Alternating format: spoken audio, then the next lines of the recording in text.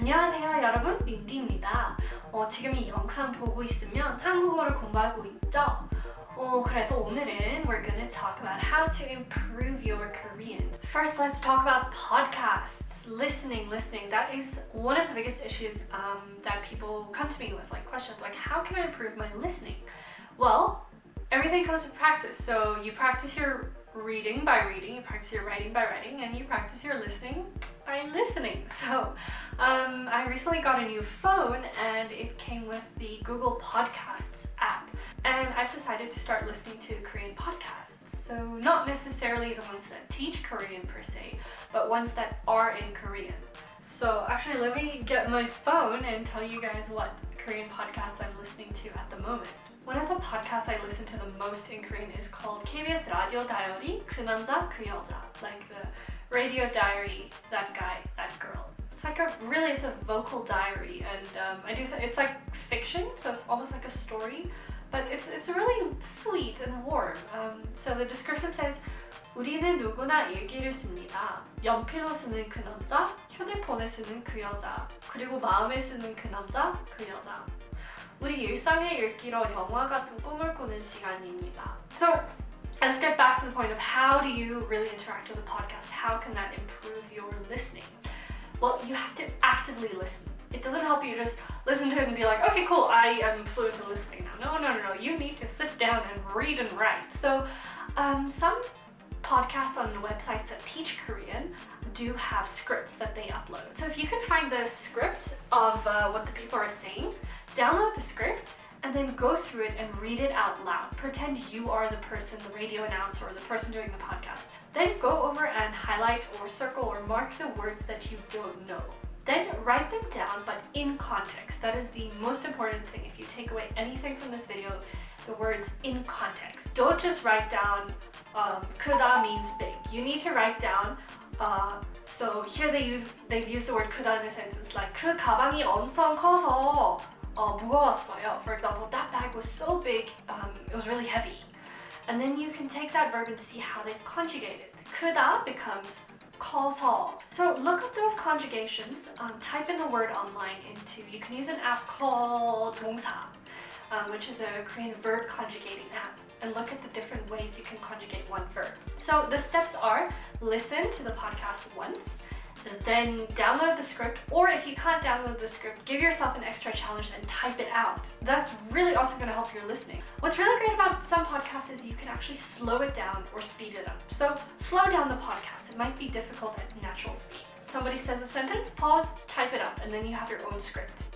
Mark the words you don't know, and then write them in context in your notebook. Write the example sentence, the ways you can use it, and then use it in your daily life. Now you might be saying, okay, great, I can use it in my daily life, but with who? I only have myself to talk to. Well, first of all, great, talk to yourself. But remember, practice makes permanent, not perfect.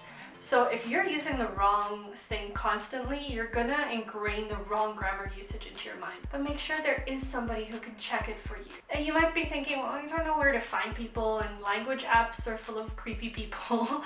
So I have a great recommendation for you. There's a service called Koreadatkomme, and it's a place where you can find native Korean teachers. All you need is your smartphone or your computer and some internet access. Find a teacher suited to you and your levels. You don't even need to buy a textbook for this. They prepare all the materials. Korea.com is a service that offers one-to-one online classes with native speakers who have been carefully selected to be the tutors on the site. You can select the type of teaching materials you want, as well as the time you're available for classes. What's really cool is there's a wide variety of curriculums, and you don't need to buy any textbooks. What I found really interesting about the service is that you can actually book a lesson based on the materials they have on the site. So you look at their resources. So for example, I took a look at Basic Grammar 2. Once you click on that, you can actually see what the topics are that will be covered and what grammar points they'll go through.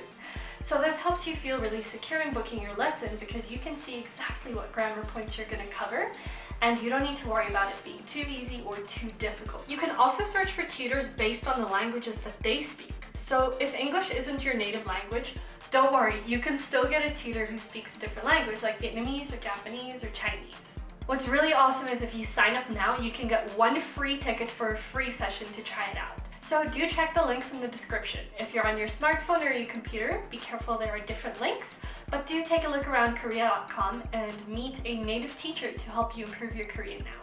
My third tip for you is to write a journal daily. If you write a journal entry, what you're doing is you're writing about topics that are important to you. And those are things that you talk about in daily life to other people, right? It's also okay to mix languages, don't worry. I have actually seen a textbook that teaches Japanese and it mixes English and Japanese. So if you learn a new vocab word, for this example I'll use Korean, so let's say it is 감자, which is potato, and you're just learning that word and you're a super beginner, then you can just write, today I ate 감자. Simple, you don't need to know the words for today or eat or ate. You just say, today I ate 감자, and that word will start getting ingrained in your memory. Tip number 4, not 8.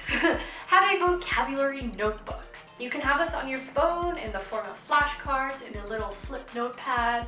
Having a vocab book kind of keeps you accountable and it'll force you to remember the words more. And number 5, probably the most important tip is live like a Korean. By that I mean immersion. If you're like me and you don't live in Korea, you can't afford a ticket to visit Korea, do not stress, you can still live like a Korean. By that I mean immersing yourself in all the ways you possibly can without being in Korea. If you need to Google something, like let's say you want to know how to bake a cake, rather do it in Korean. If you don't know the word for cake, Google it, type it in, copy paste into the YouTube search bar and watch a video on how to make your cake in Korean. And read some articles, listen to Korean radio, go to the Korean store, buy Korean food, read the packaging.